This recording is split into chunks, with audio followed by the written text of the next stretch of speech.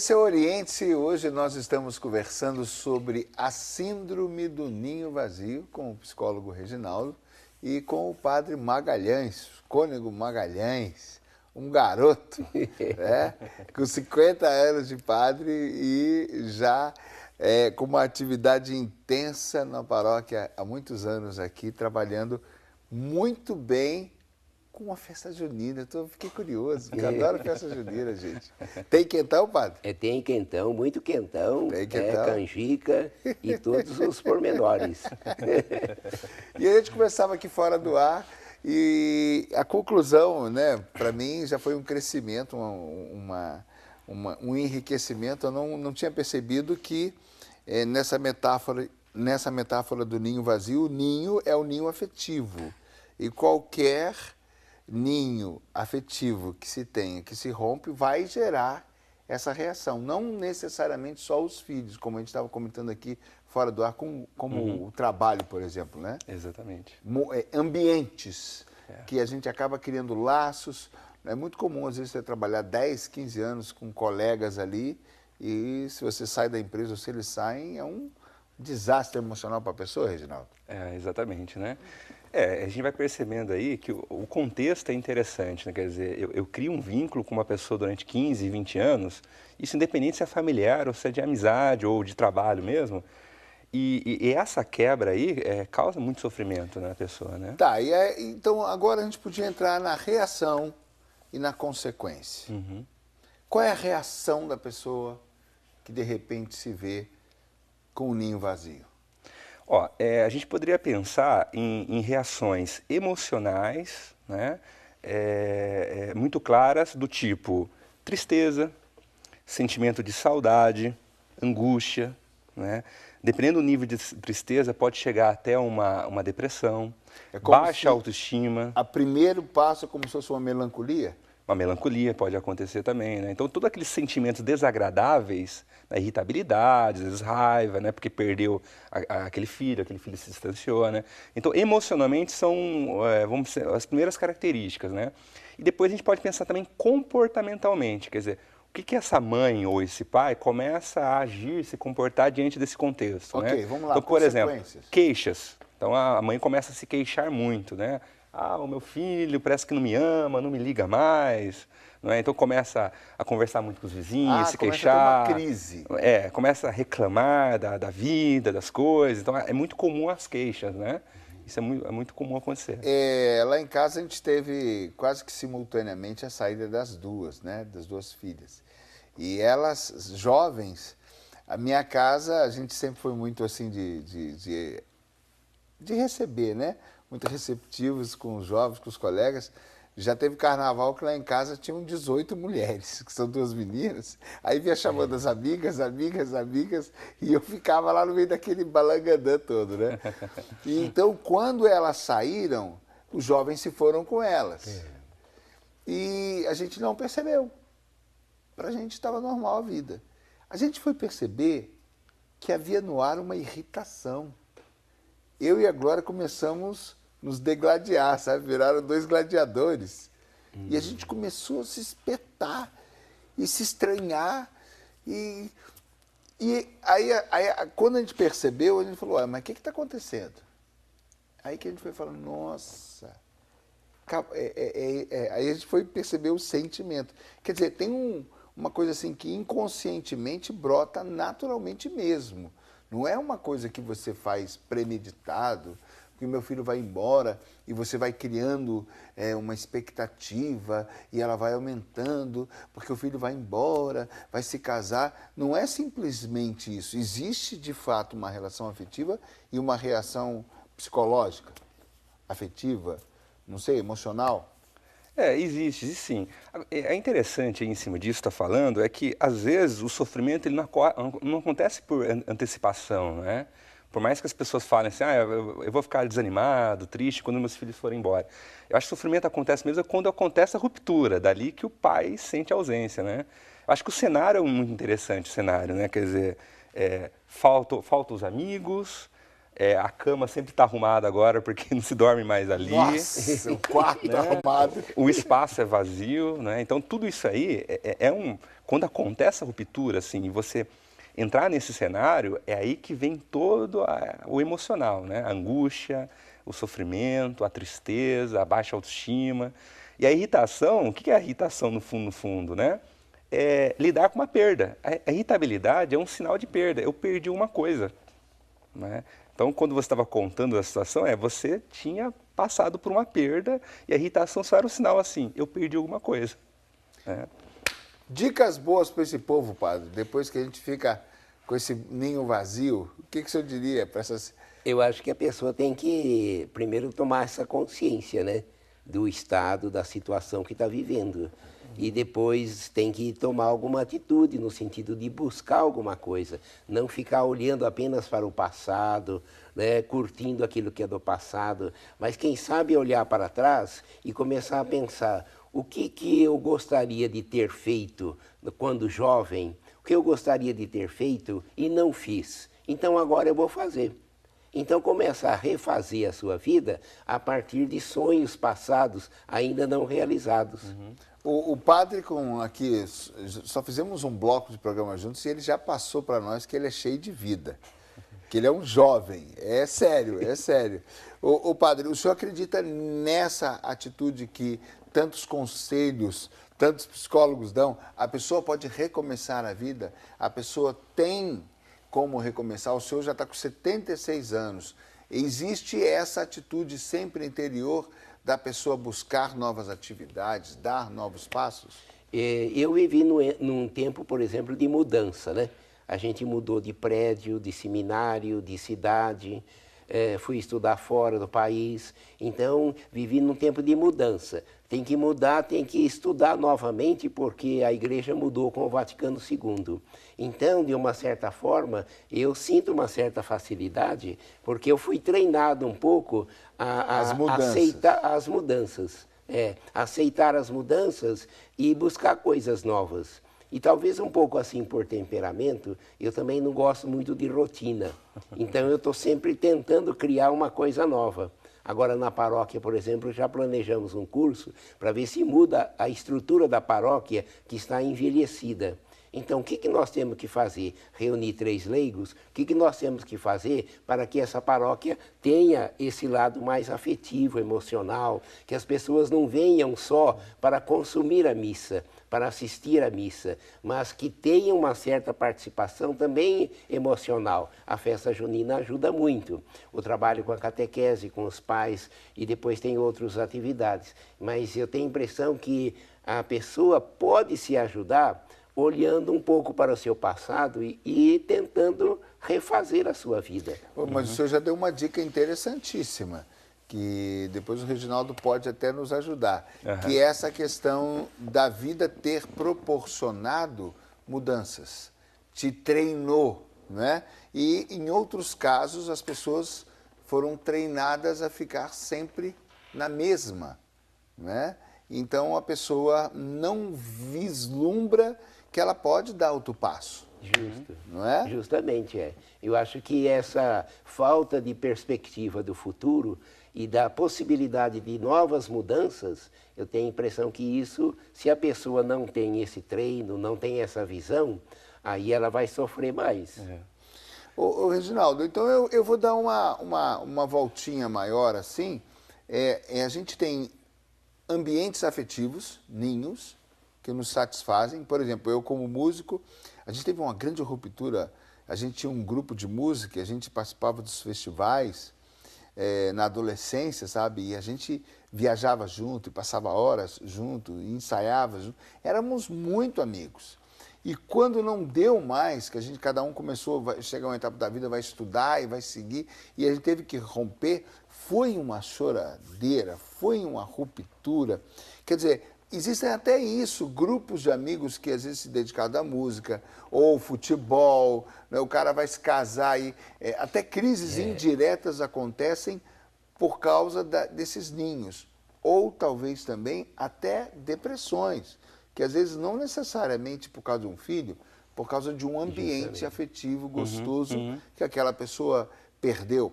A depressão, ela tem um start, ela tem uma chave que liga. Normalmente, muitas vezes tem uma situação que dá o disparo. A depressão, ela tem alguns casos que ela tem alguns starts, tem casos da depressão que ela não tem starts, tá? Aí você pode pensar na depressão que o pessoal chama de endógena, que é aquela depressão fisiológica. Às vezes não precisa nem ter um start, a pessoa ela pode vir a deprimir. E tem as depressões exógenas que tem a ver com o ambiente que a pessoa está inserida. Então, ambientes que ela tem muitas perdas e o repertório que ela tem para lidar com essas perdas, isso vai fazer ela ter essa depressão ou não, né? Tá, porque não necessariamente essa consequência do ninho vazio, da melancolia, da tristeza, ela não necessariamente é uma depressão ainda. Não, não é. Vai depender muito do histórico individual desse indivíduo aí, tá? Então, assim, uma mãe que tem uma relação amorosa, afetiva muito forte com os filhos, mas, por exemplo, ela tem uma rede social bacana, fortalecida, quer dizer, ela já faz um trabalho em uma ONG, um trabalho social bacana, as chances dela vir deprimir são menores, né? E nessas situações também, a gente pode imaginar que existem... O desconhecimento complica a situação. Por exemplo, a mãe, ela tem que lidar com a situação de que o filho foi, não vai voltar. Mas não é que ela perdeu o filho, ele saiu do ninho dela. Ele saiu daquele ambiente que ela gostava. Ele está em outro ambiente, mas ele está ali. Né? E ela pode confundir isso com perda. Isso. Eu perdi meu filho, não, eu não aceito isso. Só que ninguém está convidando ela a aceitar a perda do filho. Apenas uma metamorfose, uma mudança de situação. Né? Você vê que interessante aí, né? A gente pode pensar em dois tipos de mãe. Né? Uma mãe que vê o filho indo embora e interpreta aquilo como uma perda e catastrofiza a situação. O meu mundo caiu, né? Quer dizer, e essa vai ficar, às vezes, anos sem aceitar. Isso. E às vezes começa a brigar com a nora, né? Porque ela que me roubou meu filho. Exatamente. Então, esse caso é um caso extremo, né? Agora, tem um outro caso da interpretação da situação, que é uma interpretação, vamos dizer assim, mais sensata, né? Quer dizer, o meu filho, eu dei a educação a ele e eu o formei a ponto que hoje ele pode ser independente e pode criar um novo núcleo familiar. Isso não quer dizer que ele vai desaparecer, né? De vez em quando ele vai voltar aqui. Né? Então, assim, é uma outra interpretação da situação também, né? Agora, a gente pode falar em atitudes, porque tá lá, o quarto tá vazio, a cama está sempre arrumada, como você falou, não é?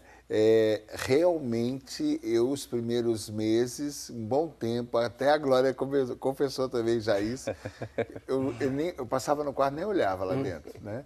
Passo batido. A gente vai se adaptando, o que aconteceu comigo e com ela, a gente, quando despertou, nós começamos a reagir, falando, não, o problema não está em nós. E começamos a ficar atentos à nossa vida, que seria agora eu e ela e eu. Não é? Então nós começamos a ficar atentos ao nosso ritmo, aos nossos amigos. A gente não teve essa dica tão rica de pegar e enriquecer outras relações, não. Mas o simples fato de ficar mais atento, que, bom, agora mudou, já ajudou muito, ajuda muito. Então, você não ficar alimentando a melancolia. Por exemplo, talvez pudesse entrar no quarto, ficar olhando para aquela cama e ficar ali uma meia hora chorando. Isso seria prejudicial, ou eu estou enganado? Você vai ficar alimentando a dor. Exato. Porque você deu a dica de alimentar outras relações. Exato. E se você entra nesse sentimento e fica só remoendo, isso vai ser um pouco catastrófico. É interessante que se lamentar, se queixar, reclamar da vida, dizendo que a vida é injusta, ela é ingrata, né? O que vai produzir a curto prazo? Atenção. As pessoas vão ficar com dó, com pena, com compaixão, vão dar atenção e, sem perceber, isso vai se fortalecer cada vez mais. É uma armadilha, é muito perigoso isso. Porque se torna uma pessoa que a vida inteira ela é pessimista, ela só vê o lado negativo das coisas e ela não vai evoluir enquanto ser humano. Então, toda vez que volta naquele assunto, ela volta naquele sentimento, isso. naquelas mesmas afirmações. porque o meu filho... o meu filho... Poxa. E a curto prazo, as pessoas dão atenção por serem humanas, né? Ó, coitada dela, não sei o quê. Só que a médio e longo prazo, as pessoas que dão atenção começam a se distanciar. Do tipo, lá vem ela com essa história de novo, lá vem ela se queixar de novo disso. E aí o que acontece é que ela é uma armadilha. Então, eu acho que precisa passar por um processo de perda, que é o sofrimento, a queixa, que é natural, normal. Todo mundo passa por crise e por perdas. Agora, até um tempinho só. Passou por esse tempinho, você já tem que canalizar a sua energia, você já tem que focar, investir em outros espaços, né? Aquilo que o Monsenhor estava falando, né, padre? Eu trabalho muito, por exemplo, na situação de perda de vida, né? Então eu trabalho muito. A igreja dá 7 dias para a pessoa trabalhar essa perda. Então, depois de 7 dias, ela tem que recomeçar a vida.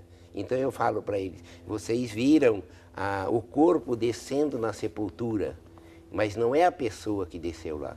A pessoa não está lá. Então você tem 7 dias, e daí para frente, de trazer a pessoa para dentro de si mesma.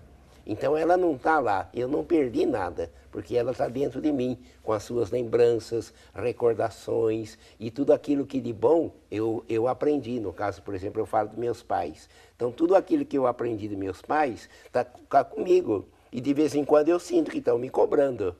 Pela minha consciência. Então ele está aqui, ele não está no cemitério. Embora, né? Eu não vou no cemitério. Eu não vou muito no cemitério, não me faz bem. Porque meu pai e minha mãe estão aqui, eu falo para eles, estão vivos, não estão mortos. Então a gente não enterrou a pessoa, a gente enterrou o corpo. E o corpo é uma vestimenta, eu troco de vestimenta, né? Então eu não perdi nada. Né? Se eu guardo as lembranças, tradições, heranças culturais, né, religiosas, se eu guardo essas heranças, eu tenho muito que trabalhar comigo. Agora, isso é bíblico, né? Os judeus tinham um tempo de luto, um tempo de choro, um tempo de... É como se fosse esvaziar, ir até o fim. Bom, agora acabou, lava o rosto, troca de roupa e vamos seguir a vida. Normalmente davam 3 dias, né? Portanto, quando Jesus vai visitar as irmãs de Lázaro, a Marta diz, já faz 4 dias que está na sepultura, como quem diz, ele está realmente morto. Né? Já passou o tempo até do luto. Já passou o tempo do luto, Então, essa atitude que o padre está trazendo é interessante, né, Reginaldo? Que é de você como fazer uma digestão da situação. Se dar conta, isso, respirar. Exatamente. E analisar, bom, quais os elementos, o que eu tenho na mão, como é que eu vou prosseguir. E essa digestão, ela vale o choro, né? Sim. Vale o Cada expressar etapa isso. tem o seu valor. A gente fala isso porque o homem, ele ainda tem esse papel de não chorar. Eu sou forte, né? Não, meu filho foi embora, mas... E às vezes ele tem uma vontade enorme de jogar para fora e chorar e não chora, né? Então essas pessoas sofrem mais ainda, eu acho, né? Quando a pessoa chora, desabafa, fala, tudo, ela passa por esse processo de luto, de perda, de uma maneira muito melhor, né? Muito melhor. A minha filha não foi embora. Quem foi embora foi a minha perna. Foi metade de mim que foi embora. Eu não perdi muita coisa, não. Foi só assim. Mas é uma sensação terrível. Terrível.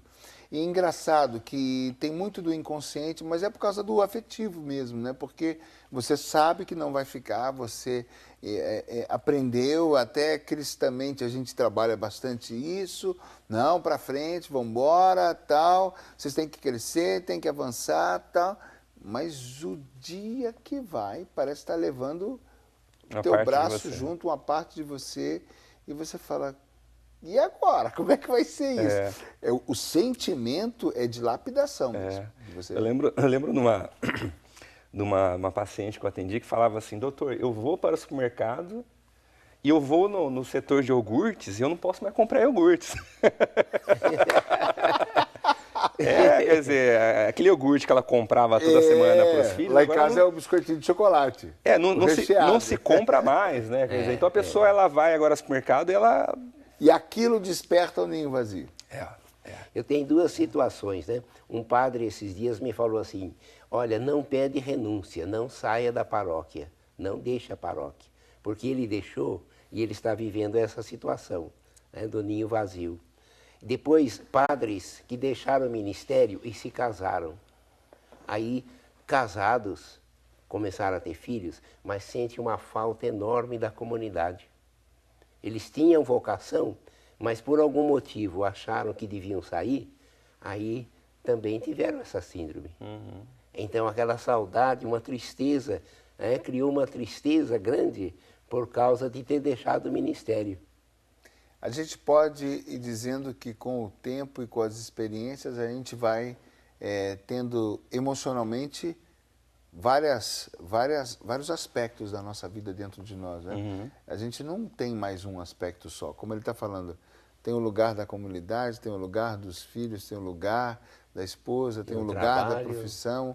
Como você estava falando, os pilares, né? A gente, e os anos vão passando, as experiências vão se acumulando, vamos agregando outros grupos, outras pessoas.